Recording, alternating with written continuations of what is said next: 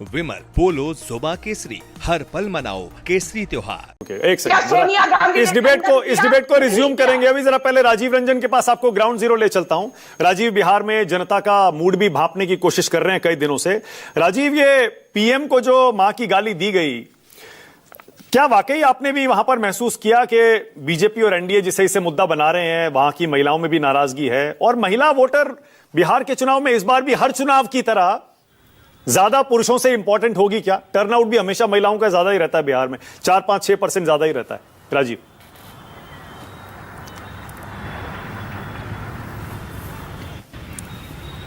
देखिए, माना कि ये जो गाली वाली बात है वो जिस मंच से दी गई, प्रधानमंत्री के लिए दी गई, और प्रधानमंत्री के ये उसकी नाकाबिले बर्दाश्त है। उसकी जितनी निंदा की जाए उतना कम है।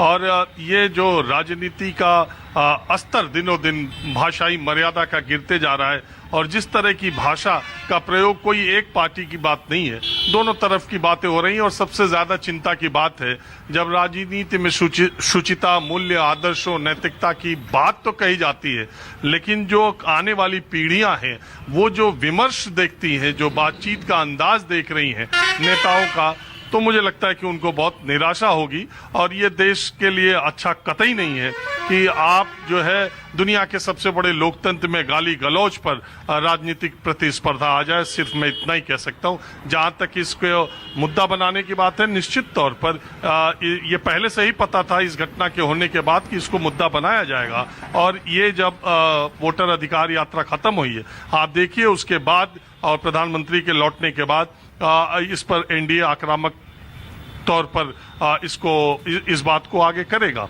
अब सवाल आपने पूछा महिला वोट बैंक का। मुझे अच्छी तरह याद है 2005 के बाद जब 2010 में नीतीश कुमार बिहार में बड़ी दमदार तरीके से वापसी करके आए थे।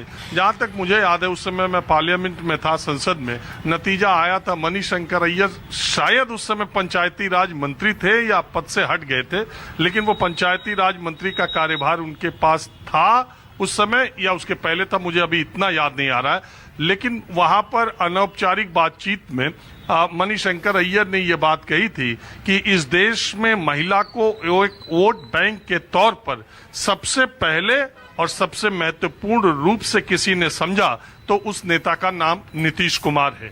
अपने पहले कार्यकाल में नीतीश कुमार ने लड़कियों को साइकिल देने से लेके, महिलाओं को पंचायत में अधिकार देने से लेके, उनको रिजर्वेशन देने से लेके, और बिहार में तो उसके बाद जो बदलाव हुआ था और तब से जो महिला वोट बैंक बिहार में है, वो तब भी 5 में, 10 में, 15 में, 20 में, इवन 25 में भी आप कोई भी सर्वे करा के देख लीजिए बिहार में। और एनडीए या बीजेपी या आरजेडी या महागठबंधन की बात नहीं कर रहा हूं, मैं व्यक्ति विशेष नेता की बात कर रहा हूं।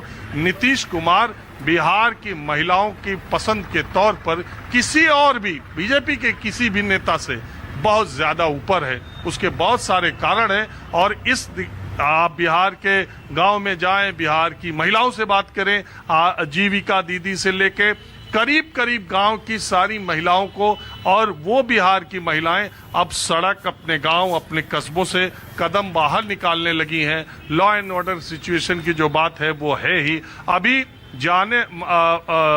चुनाव की घोषणा से पहले अभी उन्होंने एक हफ्ते पहले, 4-5 दिन पहले महिलाओं के लिए एक नई योजना की घोषणा की है।